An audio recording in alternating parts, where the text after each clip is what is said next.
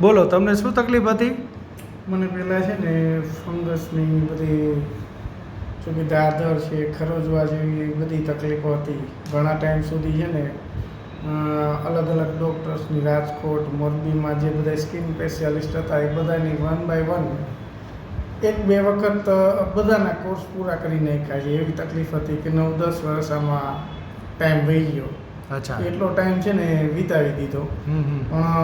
બધામાં એમ જ્યારે કોર્સ કરીએ ત્યારે સારું થઈ જાય, વળી પાછું થોડોક સમય પછી વળી પાછી તકલીફ સ્ટાર્ટ થઈ જતી.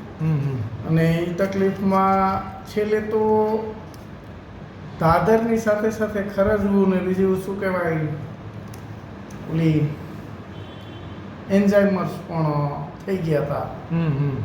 શરીરના ઘણા બધા ભાગોમાં, પેટના ભાગે, છાતીના ભાગે, વધતી જતી હતી ભાગમાં બધે ઘણી બધી જગ્યાએ વધતી જતી હતી એવું હતું ને? કેટલા વર્ષથી આ તકલીફ હતી? છેલ્લા 8-9 વર્ષ થયા, 10 વર્ષ થઈ ગયા હશે કદાચ. અચ્છા, 10 વર્ષ થયા. આપણે અત્યારે હોમિયોપેથિક દવા ચાલુ કરી, એને કેટલો ટાઈમ થયો? એનો સરેરાશ 40-42 દિવસ થયો, એટલો ટાઈમ થયો છે. ઓકે. અને એ 42 દિવસમાં મને સંપૂર્ણ રિઝલ્ટ મળ્યું છે.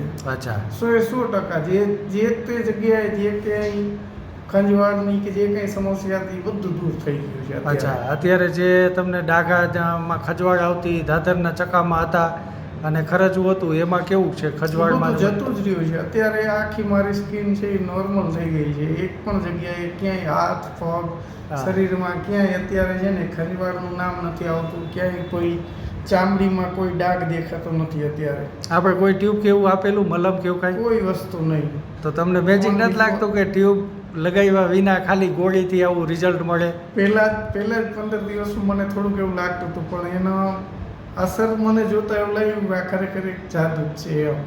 અને હું પણ એક સજેશન આપીશ કે અલગ અલગ જે કરાવીને એના કરતાં હોમિયોપેથી કોઈ બી ડૉક્ટરની સલાહ લેવી જરૂરી. Okay, thank you.